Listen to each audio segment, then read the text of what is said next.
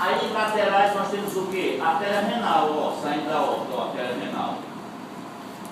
Tá certo? A artéria renal é bem facinho sair, né? Duas laterais, sai um de cada lado e vai para a aorta. Agora, nós temos essa estrutura aqui em cima, são as suprarrenais. E essas artérias suprarrenais precisam de 3 artérias para irrigá-las. E essas 3 artérias são essas aqui: artéria suprarrenal superior, suprarrenal média e suprarrenal inferior. Como é que a gente distingue essas 3 artérias? A artéria suprarrenal superior, pela figura, ela é ramo de quem? Da aorta abdominal. Da aorta, né, não? Vamos dar a figura. Essa aqui não é a superior? É. Ela é ramo de quem? Frênica. Inferior. Olha a frente. Certo? A suprarrenal média. Essa daqui é ramo de quem? Da renal. Da aorta. E a inferior é ramo de quem?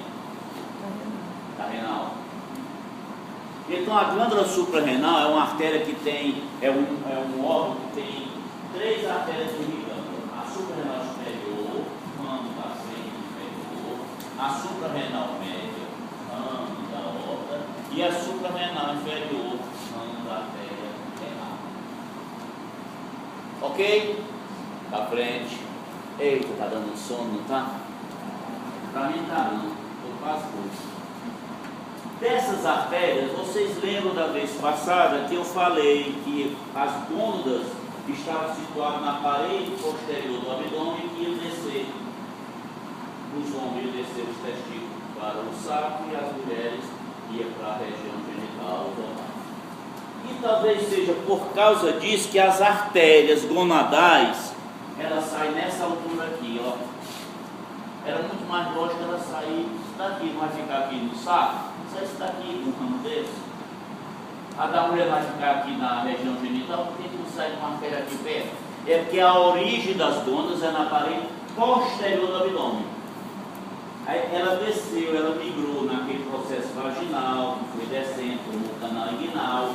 Mas as artériazinhas, olha aqui, artéria gonadal direita, artéria gonadal esquerda. São ramos laterais da aorta. Tá certo?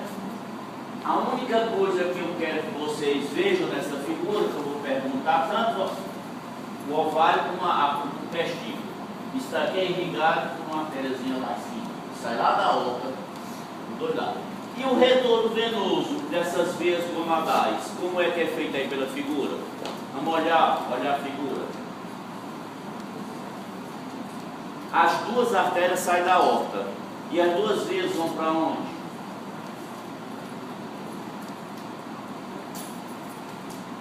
Pra cava. Hã? Para onde?